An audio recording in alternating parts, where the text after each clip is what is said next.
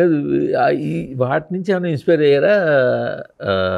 రంగా రాధా 100% వాళ్ళవి ఆల్మోస్ట్ మీకు opening episode శివాలు ఏదైతే ఉందో కార్లో వచ్చి కొడతారు చూడండి, అదంతా మా కాలేజ్ ఎదురు జరిగింది.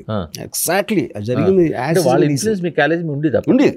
రంగారాధా ఎందుకంటే వీళ్ళందరూ కూడా యుఎస్ఓ నెహ్రూ స్టూడెంట్ ఆర్గనైజేషను ఒక బ్యాచ్ని వీళ్ళు సపోర్ట్ చేస్తారు, ఇంకో బ్యాచ్ నాళ్ళు చేస్తారు. సో స్టూడెంట్స్ ఈ రౌడీ మొటాల్కి చాలా స్ట్రాంగ్ అసోసియేషన్ ఉండేది.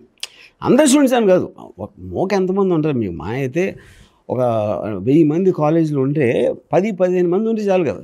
అవును, మెజారిటీ ఎప్పుడు గొర్రెలు ఉంటారు, వాళ్ళు దేనికి అది చేయరు. యా, బట్ వెంకట్కి ఫస్ట్ స్టోరీ నేరేట్ చేసింది వెంకట్కేనా?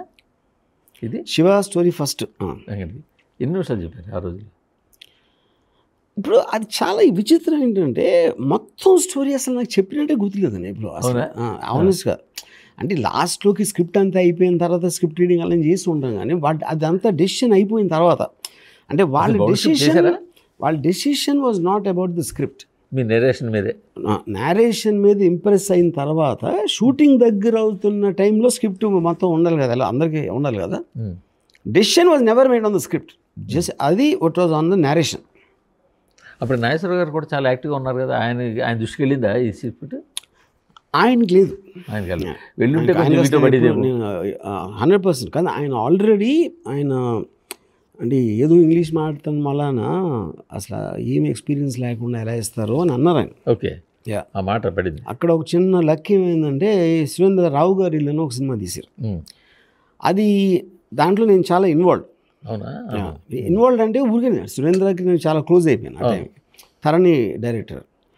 సో తరణి అప్పుడు స్టోరీ సీన్స్ రాస్తూ ఉంటే మన డివి నరసరాజు గారు వీళ్ళు రాసేవారు అన్నమాట. ప్రతి దానికి నాకు సురేంద్ర నన్ను చూశారు నా అప్రూవల్ కోసం, తరణిని వదిలేసి. అంటే మీకు న్యాచురల్గా హ్యూమన్ బీయింగ్స్లో మీరు ఎవరికి ఎక్కువ ఇంపార్టెన్స్ ఇస్తారో వాళ్ళని చూస్తారు కదా.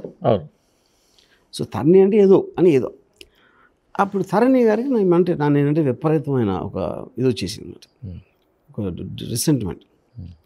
ఆ టైంలో నాగేశ్వరికి ఏదో డౌట్ వస్తే సీన్లో ఏంటిది అంటే ఎవరు రాశారు అంటే రాము రాశారు.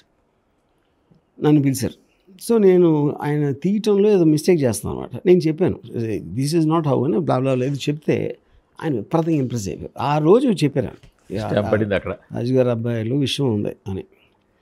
అప్పుడు అది గ్రీన్ లైట్. అది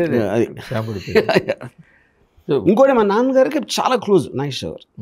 అది ఎక్కడో కొంచెం ఎమోషనల్ ఆస్పెక్ట్ అది కూడా ఉండి ఉంటుంది అనుకుంటున్నాను.